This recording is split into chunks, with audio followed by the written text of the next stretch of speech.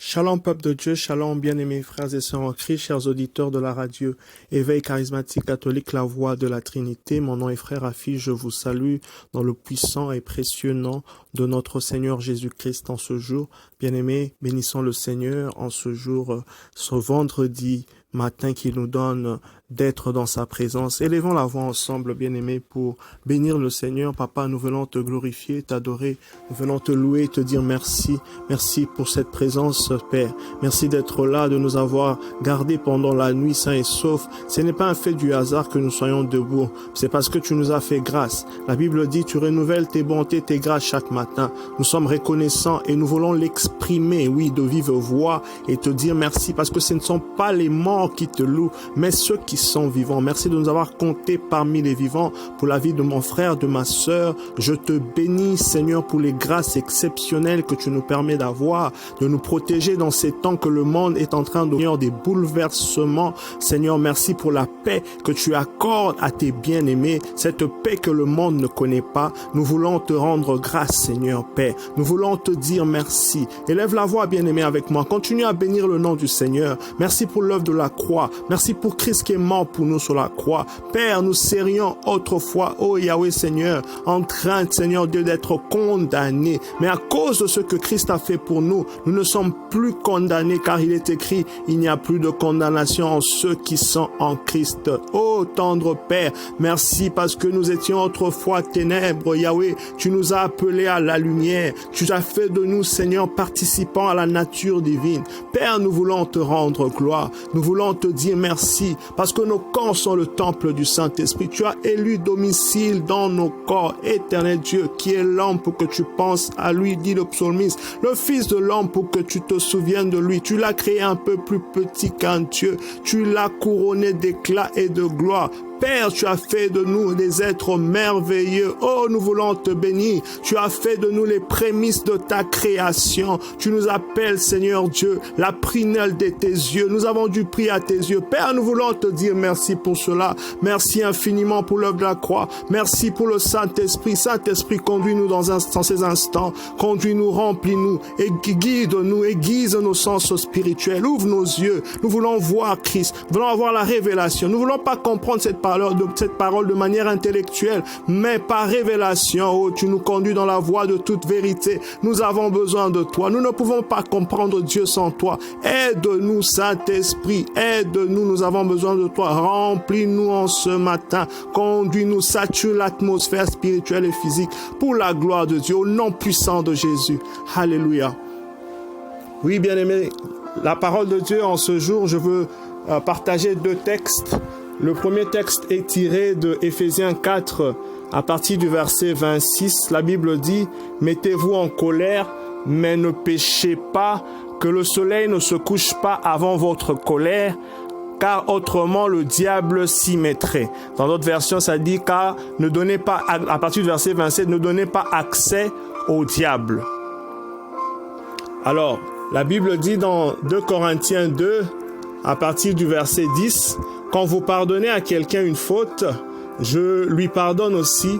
Et si je pardonne pour autant que j'ai à pardonner quelque chose, je le fais pour vous, devant le Christ, afin de ne pas laisser Satan prendre l'avantage sur nous. Nous connaissons en effet fort bien ses intentions. » Alléluia. Oui, bien-aimés, ces deux textes nous indiquent que nous devons faire très attention pour ne pas donner l'accès au diable. Christ qui est mort sur la croix nous a obtenu un héritage glorieux. C'est au prix, c'est par le sacrifice d'un grand prix, le sang de Jésus, que nous avons été libérés, que nous avons été délivrés. La Bible dit, celui que le Fils de l'homme a affranchi est réellement affranchi. Et dans le livre de Galates, je veux le lire rapidement, Galates 5, la Bible dit, le Christ nous a libérés pour que nous soyons libres. Donc, soyons fermes et ne retombons pas dans l'esclavage. Ne retombons pas dans l'esclavage. Ne donnons pas accès au diable.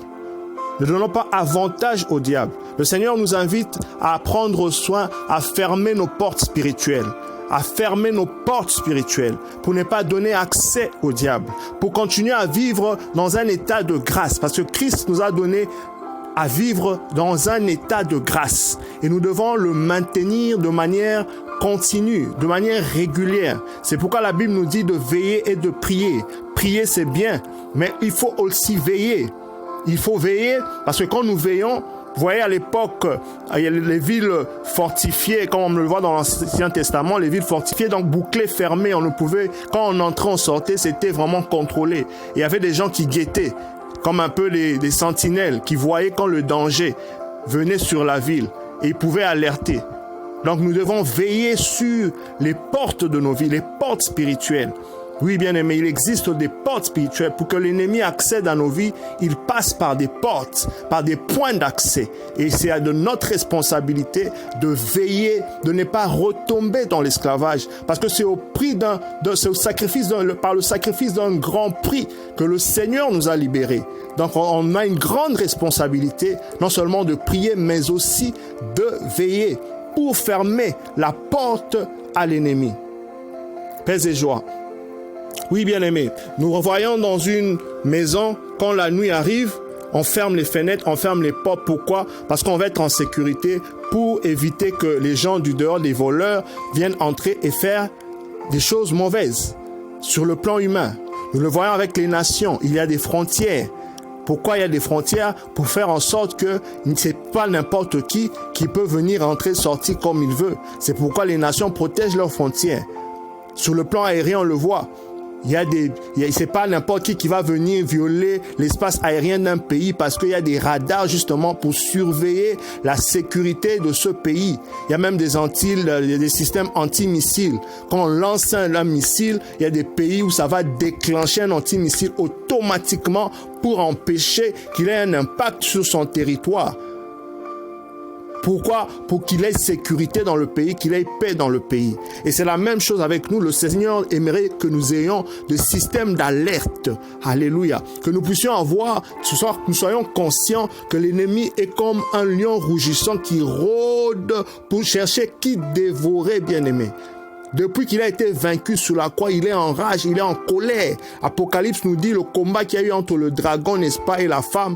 Quand le dragon a poursuivi les enfants de la femme, la Bible dit qu'il est en grande colère. Il sait que son temps, n'est-ce pas, est limité. Il est en colère. Il ne nous aime pas. Et quand il a eu la moindre opportunité, bien aimé, il frappe fort. Et il y a des conséquences pour cela. Donc je viens t'exhorter, je viens te parler de ces portes spirituelles, des choses pour lesquelles tu dois veiller pour ne pas donner accès à l'ennemi. Paix et joie.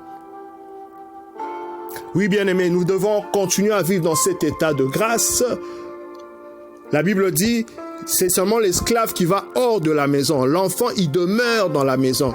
Un peu comme l'enfant prodigue. Il est devenu esclave en allant loin de la maison. Mais quand il est revenu à la maison, il a été traité non pas comme serviteur, mais comme fils. Alléluia. C'est pourquoi Jésus dit, je ne vous appelle même plus, n'est-ce pas, serviteur. Je vous appelle mes amis. Parce que vous êtes de la maison.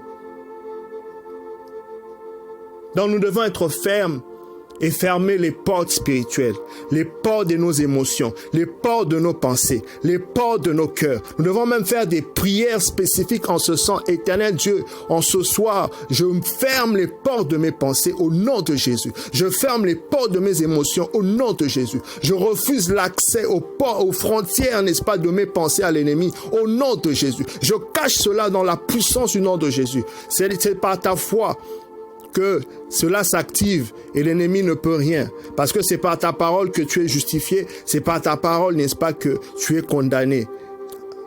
Alléluia. Donc c'est très important que nous commencions la journée ou que nous terminions la journée allant vers la nuit. Peu importe, on se doit, bien aimé, de nous examiner. On se doit de nous examiner, de rentrer à l'intérieur de nous pour voir quel est l'état de notre cœur. La Bible dit, garde ton cœur plus que toute autre chose parce que c'est de ton cœur que viennent les sources de la vie. Donc, on doit veiller à ce qui est dans notre cœur. C'est très important. La Bible dit dans 1 Jean 5, 18, nous savons que quand on est né de Dieu, on ne reste pas dans le péché car celui qui est né de Dieu nous garde de péché. Le mauvais ne peut rien contre lui. La Bible nous dit, rien ne peut nous ravir de la main de Dieu. Donc, on ne peut pas demeurer dans le péché. On ne peut pas demeurer en bas parce que cela donne l'accès à l'ennemi de nous attaquer. Quand tu fais des cauchemars, des mauvais rêves, c'est simplement parce que tu as ouvert une brèche, une porte à l'ennemi pour t'atteindre. Tu peux être en train de prier, tu as jeûné 40 jours, tu as fait ce que tu dois faire pour le Seigneur, tu as donné offrande, tu as été fidèle. Mais si tu ouvres la porte, il va t'attaquer. Bien-aimé, l'ennemi a créé un désordre au ciel, une rébellion au ciel. Il n'a pas eu, n'est-ce pas, peur de Dieu pour créer du désordre. L'ennemi n'a pas eu peur de Jésus pour l'attaquer au désert et le tenter. Il n'a pas eu peur d'Adam et Ève d'entrer dans le jardin pour créer le désordre. Donc ce n'est pas toi et moi, il aura peur pour venir, n'est-ce pas, créer du désordre. C'est vrai, nous sommes nés de Dieu. C'est vrai, nous sommes en Christ. C'est vrai, nous n'avons pas peur. Nous ne devons veiller parce qu'il est rusé. Il est rusé, l'ennemi. On doit faire attention, il n'a pas peur. Il rôde comme un lion rugissant pour voir qui dévorer. La Bible dit quand il a attaqué Jésus dans le désert et qu'il n'a pas pu, il s'est retiré jusqu'à attendre un moment favorable. Donc il attend toujours par où passer pour frapper. Donc c'est très important d'être en alerte maximum. Nous sommes en guerre spirituelle. Nous sommes en guerre spirituelle. Mieux vaut souffrir pour la justice que souffrir pour le mal. Si tu souffres le mal, tu donnes l'accès à l'ennemi. Quand tu souffres pour la justice, par exemple, tu dois pardonner, mais ça bouillonne à l'intérieur de toi, ça bouillonne, tu sais pas comment tu vas faire. Donc ça, c'est un combat spirituel. Tu dois prier. La Bible dit, ceux qui m'invoquent, moi, n'est-ce pas, au temps de la détresse, ceux qui m'invoquent seront sauvés, voilà. Quiconque m'invoquera sera sauvé. C'est le moment même que tu dois invoquer Dieu pour qu'il te vienne en aide. Parce que tu dois pardonner. Tu dois pardonner. La Bible nous disait tout à l'heure dans Éphésiens 4, 27, ne laissez pas, n'est-ce pas, l'accès à l'ennemi, n'est-ce pas? Car autrement, il va s'y installer. Que le soleil ne se couche pas avant votre colère. Avant minuit, bien-aimé, tu ne dois, s'il y a une dette que tu dois avoir sur ton prochain, ça doit être la dette de l'amour. Pas autre chose.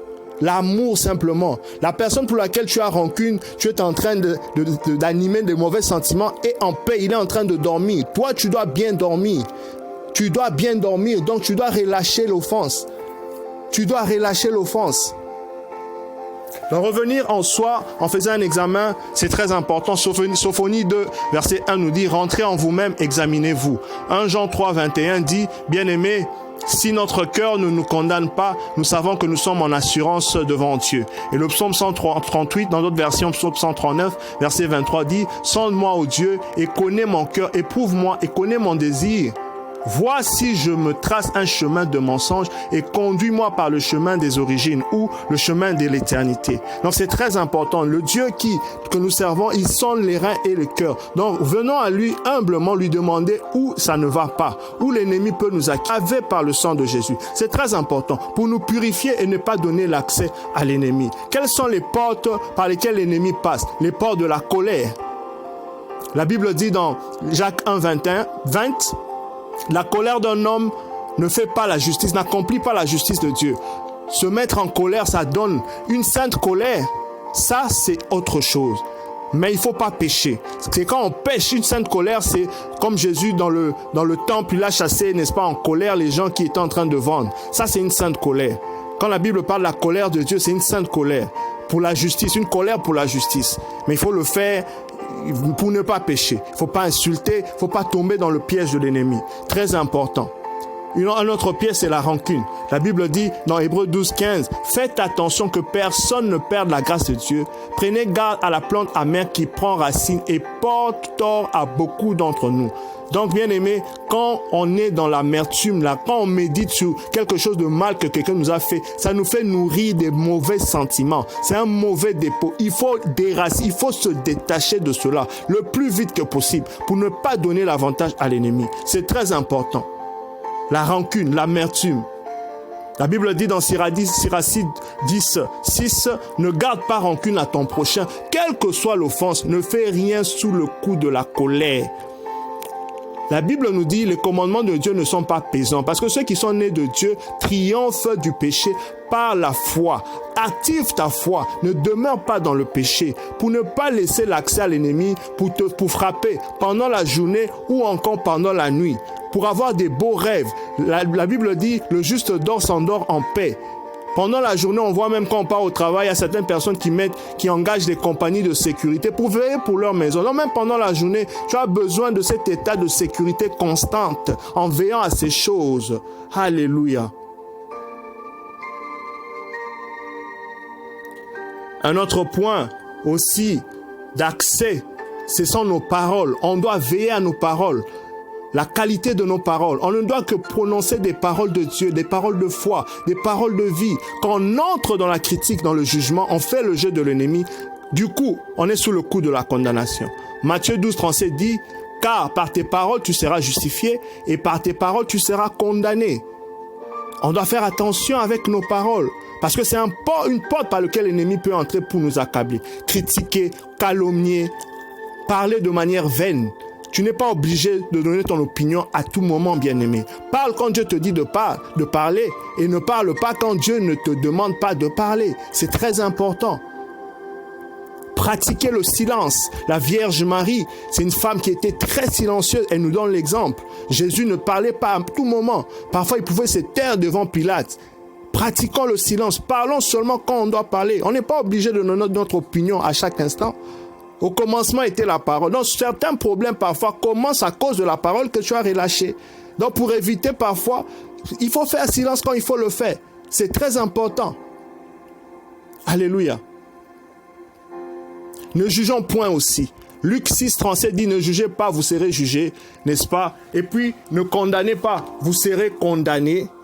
Pardonnez, on vous pardonnera. Donnez, on vous donnera. On versera dans votre tablier une belle mesure, tassée, secouée, débordant de tous côtés, car on utilisera pour vous la même mesure que vous utilisez.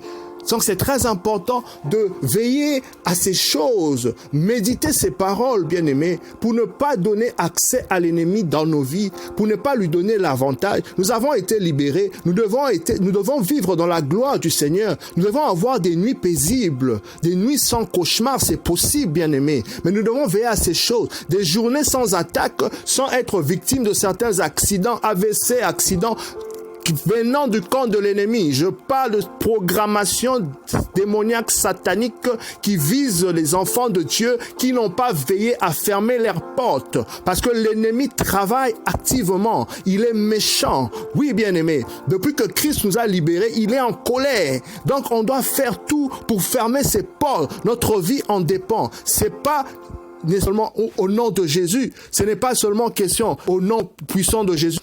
Ce n'est juste pas question de ça, mais c'est de vivre selon, n'est-ce pas, le nouvel homme. Vivre dans une nouveauté de vie. C'est très important de pratiquer la parole de Dieu.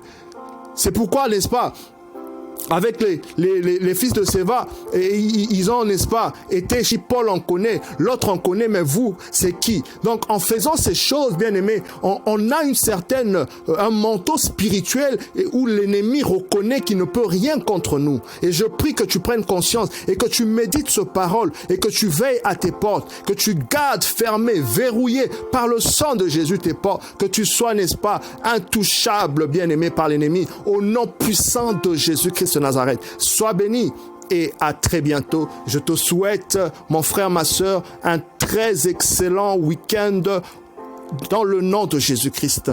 Amen.